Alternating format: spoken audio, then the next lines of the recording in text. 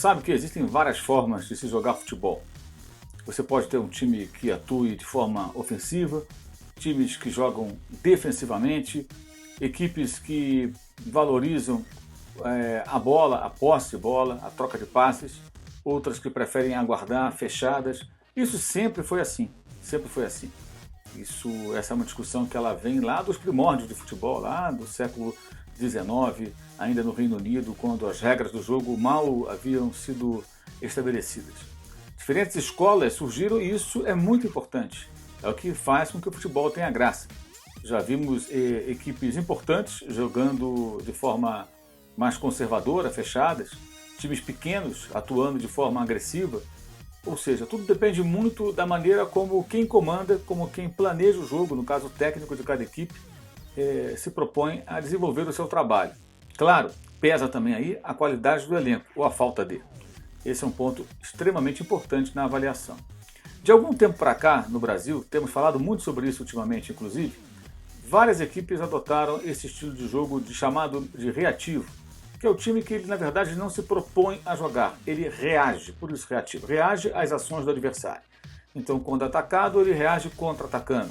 Procura tirar proveito do time que, por exemplo, se posiciona mais à frente, e para se posicionar mais à frente, ele sobe a sua última linha de zagueiros até ali o meio-campo, e evidentemente às suas costas oferece muito terreno para um contra-ataque, para um contra-golpe, e essas equipes tiram proveito disso, saindo em velocidade, usando bola parada, jogo aéreo e tudo mais.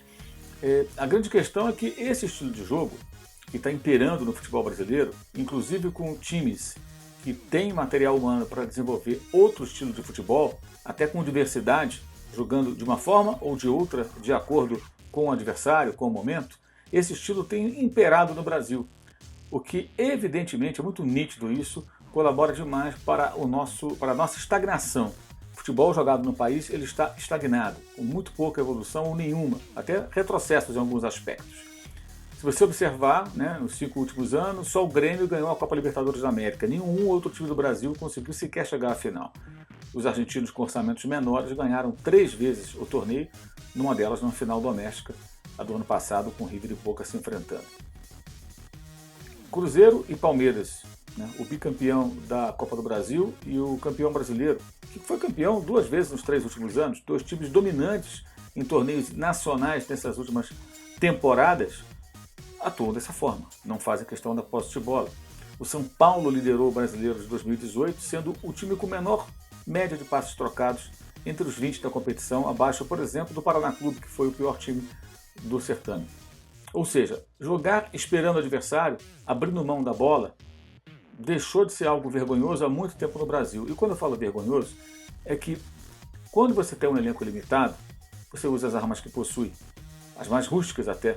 Quando você tem um bom material humano, jogadores de mais qualidade dentro da realidade do campeonato, do futebol que você disputa, dos seus adversários, em tese você é obrigado a se apresentar de outra forma, a ter armas diversificadas para jogar de várias maneiras. Se você olhar para o Campeonato Espanhol, você vai encontrar um exemplo de um time que joga assim na força e no jogo defensivo, com pouca posse de bola e que faz sucesso. Atlético de Madrid de Simeone. É a identidade desse time. Mas você não vai encontrar o Real Madrid jogando assim, o Barcelona jogando assim, o Sevilha jogando essencialmente assim, e você vai encontrar times como o Eibar recebendo o Real Madrid em seu estádio e pressionando a saída de bola e metendo 1, 2 gols, 3 gols e ganhando o jogo. Você vai ver um Real Betis enfrentando os 2 gigantes espanhóis, em casa ou fora, e brigando pela posse de bola, duelando no percentual de posse de bola, e agredindo, fazendo gols e metendo 4 no Barcelona dentro do Camp Nou e derrotando o time catalão. Então você tem diversidade. As pessoas até falam, o Campeonato Espanhol, os times são todos fracos. O Campeonato Espanhol tem uma disparidade econômica evidente desses 2 times, Real e Barça, um pouco abaixo do Atlético, os demais bem atrás, mesmo Sevilha, Valência ficam atrás, os outros mais atrás ainda. Mas ainda assim você tem treinadores que se apresentam com as suas equipes de formas diferentes, com variedade de jogo. Então, dependendo do adversário, você vai ter um tipo diferente de jogo. Na Premier League você vai encontrar também os 2 times que brigam pelo título, os 3 até, têm diferenças na forma de jogar. City, Liverpool, Tottenham, não são times iguais, mas você não vai encontrar entre os grandes times europeus a rejeição à posse de bola. Você vai encontrar, por exemplo, o Cardiff City, com um jogo para lá de rústico, um dos times que brigam contra o rebaixamento na Premier League, atuando dessa forma. Até de uma forma exagerada. Eu até critico quando faço jogos dessa equipe. Fiz até um jogo agora, nessa terça-feira, contra o Everton. E o time toma 2 gols porque não consegue fazer um passe simples. Os jogadores erram passes banais, devolvem a bola ao adversário e tomaram os 2 gols dessa forma. Então é importante essa discussão, especialmente no momento em que você vê 2 jogos nos quais Fluminense e Santos não conseguem derrotar equipes modestas até. Embora tenham feito boas temporadas nos seus países, são times modestos. O Santos empatou em 1-1 no Pacaembu sem torcedores, por conta da punição sofrida pelo Clube Paulista depois do que aconteceu no jogo do ano passado contra o Independiente, né, pela Libertadores. Empatou em 1-1, como empatou 0-0 no Uruguai contra o River Plate do Uruguai, naturalmente, né, não o River campeão da Libertadores, o River argentino. O Santos empatou em 1-1 e foi eliminado. Teve 73% de posse de bola. Chutou 15 vezes contra o gol adversário e no único chute no alvo, gol do River Plate. Futebol. Isso acontece independentemente da maneira como o time joga. O time dito reativo também poderia perder dessa maneira. E como poderia jogar o Santos contra o River Plate do Uruguai, gente? Mesmo que tivesse um estilo de jogo mais parecido com o do Felipão, ou do Mano Menezes e de outros técnicos brasileiros, como o Sampaoli faria para jogar contra essa equipe modesta do Uruguai em casa, se defendendo?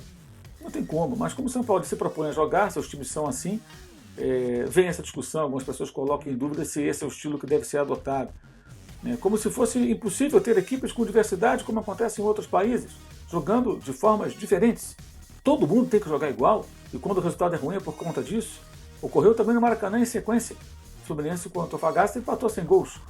O Fluminense teve 76% de posse de bola, chutou muito mais do que seu adversário contra a meta e um chute a gol só deu o time chileno em 90 minutos. São equipes pequenas que até entendo, óbvio, que joguem dessa forma. Fechadas, conservadoras, tentando não perder, porque é uma diferença muito grande de investimento para os times brasileiros, mesmo Santos e Fluminense não estando hoje em momentos, assim, digamos, dos mais favoráveis nesse aspecto e com jogadores tão bons assim. O Santos está tendo um patamar acima do Fluminense no seu elenco, que é um elenco mais caro. Então, a grande questão é essa, né? A gente fica discutindo se tem que jogar de um jeito ou de outro, quando é preciso ter diversidade.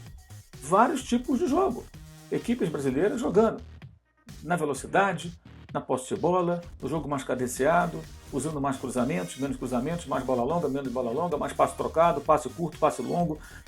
Cada um jogando de um jeito, esperando o adversário, tentando pressionar o homem que tem a bola e pressionando a saída de bola adversária.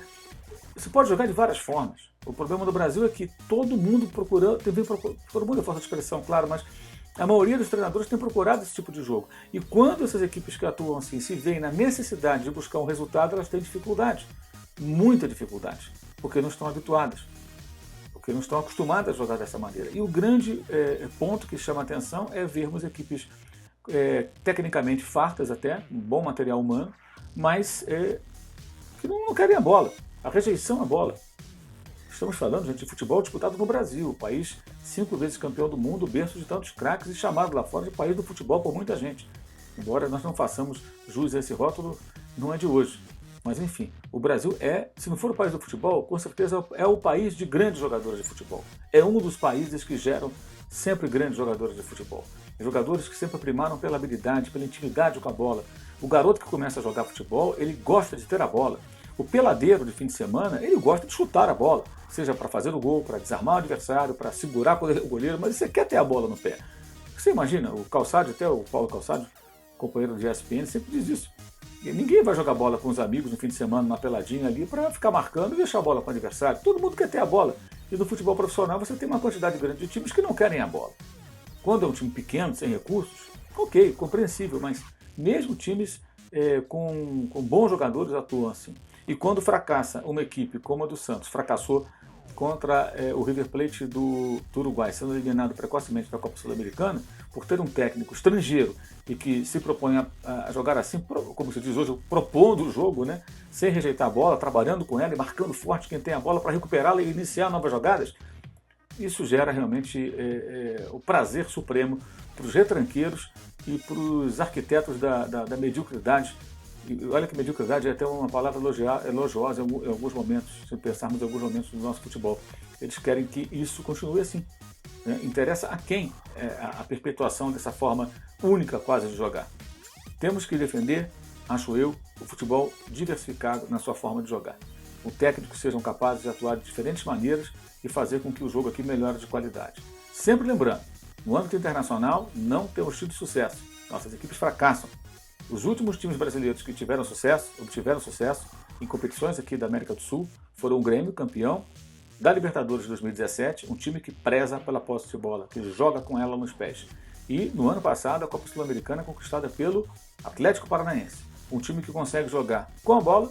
Esse é um time que, pela proposta de jogo que teve no ano passado, quando amadureceu, passando das mãos do Fernando Diniz para o Thiago Nunes, é quase que um modelo. É um time que, em alguns momentos, dependendo do adversário, ele espera e usa a velocidade, em outros ele domina o adversário e fica com a bola e sabe ficar com ela, sem rifar, ou seja, encontrou um balanço aí, um equilíbrio bem interessante.